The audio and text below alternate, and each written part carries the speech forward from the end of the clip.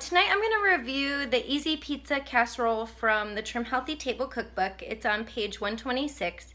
And in a second I'm going to switch views so you can see it a little more up close. But it was a little more involved of a recipe, not as much as the award-winning chili pie, but it took me, I think, a little over an hour from start to finish. And then there's a part where you cook the crust for 40 minutes, and mine, I went to open the oven and it was still jiggly in the middle, so I had to cook it for an extra 10 minutes. So that was 50 minutes just for the crust part. And then but the sauce I made during that time, the meat sauce, and then I put that over it, and then you broil it. So pretty much once the crust is done, it's only a few minutes after that it's ready, maybe like another 5 to 10 minutes. So this recipe took me, over an hour. So just next time if I were to make it again, keeping that amount of time in mind. So my husband renamed this recipe after eating it, and I was very curious to know what the guys thought. And he named it, okay, I'm totally forgetting. What'd you name it, Jim?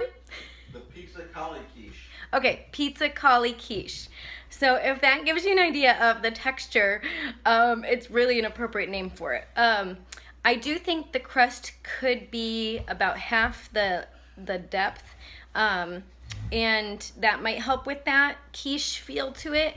I also don't know if I could have cooked it, the base layer, even a little bit longer than the 50 minutes. But the flavor was really delicious. But yeah, it did have kind of a wet, eggy feel to it. So, as in all things pizza and low carb, I have never found like the perfect low carb pizza anything. So I'm still looking for that.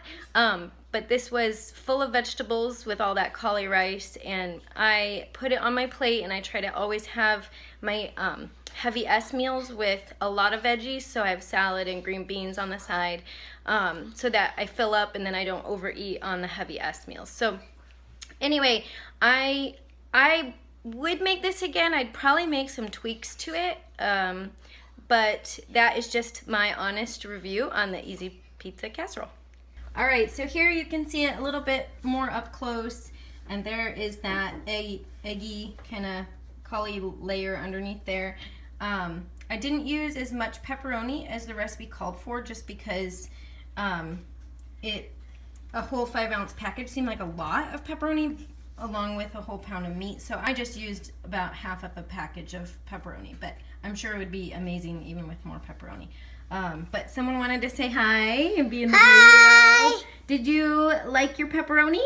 Yeah. This little guy can't eat the pizza casserole because he's dairy free, but he enjoyed some other stuff along with us.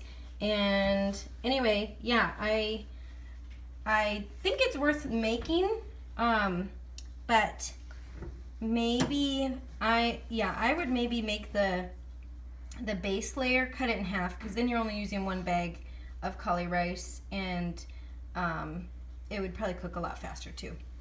So thanks for joining me. Hi guys, I just wanted to give an update on the Easy Pizza Casserole, and I'm having it as leftovers for lunch today.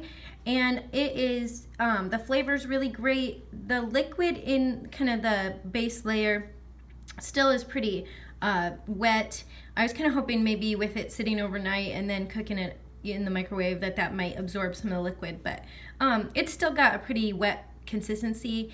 It kind of reminds me a little bit of the Foglia pizza, as far as I remember when I made that one of the first times I had it. I remember it being feeling like it was really good as far as pizza goes, but just felt kind of wet.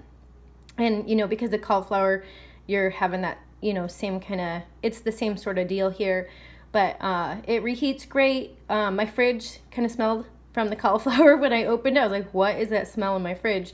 But tastes good, and yeah, I just think it's worth making, but maybe just make some tweaks to it. So hope that helps, and let me know what you thought of the recipe. I'd love to hear it.